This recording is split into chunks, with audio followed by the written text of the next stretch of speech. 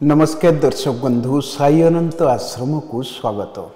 हबनी शनि दशा मीन राशि रे मार्गी हेबे शनि। तीन राशि भाग्य सुनापरी चमकिब। न्यायर देवता शनि राशि समूह को सेमान कर्म अनुसार फल दियंती। शनि 138 दिन धरी मीन राशि रे प्रतिगामी होइछंती। एबे 28 नवेम्बर 2025 रे शनि सीधा सड़क मीन राशि रे गोचर करिवे। शनि गति रे एही परिवर्तन राशि समूहर जीवन को प्रभावित करिवो। शनि प्रत्यक्ष गति एक विपरीत राजयोग सृष्टि करिवो।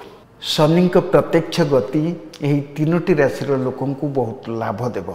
आसंतु जानिनेबा नवेम्बर रे शनि प्रत्यक्ष गति एवं विपरीत राजयोग गठन द्वारा क्यों राशि प्रभावित हेबे। एही मानकर विपरीत राजयोग गठन लाभ मिलिबो।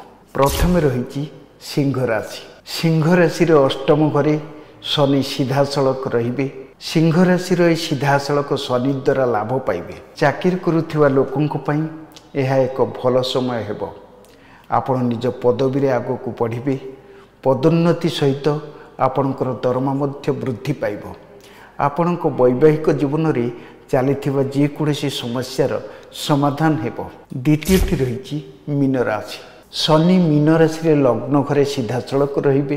वर्तमान शनि मीन राशि अछंती। शनि प्रत्यक्ष गोचर मीन राशि लाभवान हेबे। आपणक क्यारियर पई समय अनुकूल रहिबो। आपणक स्वास्थ्य भल रहिबो एवं आपणक पाखरे भाग्य रहिबो। धनुराशि। धनुराशि चतुर्थ घरे शनि सीधा सड़क रहिबे। विपरीत राजयोग आपणक उपरे सकारात्मक प्रभाव पकाइबो।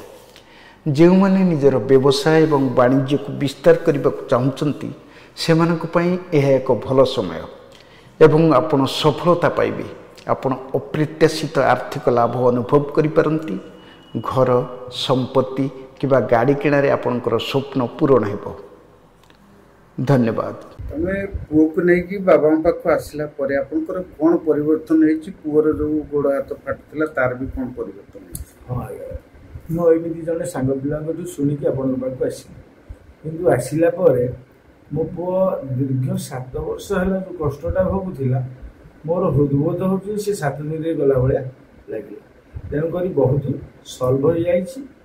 एथिबाई बाबा को कोटि कोटि प्रणाम। आ महावीरी पंचमुखी महावीर हनुमान को मो स्वामी जहाँ कहले मुझे से कहूँ चाहूँगी। तथा मोर अलग अनुभूति बाबा कहले मेडिटेशन करने आम 4 खाली मेडिटेशन कलापर काली कर मेडिटेशन मो निजे महावीर आसिकी छुई पेटू देवी आ मुझे कष्ट पाई मो पुओ एमती कि बर्तमान अनुभव करुँच मो पुओ भविष्य संपूर्ण भल।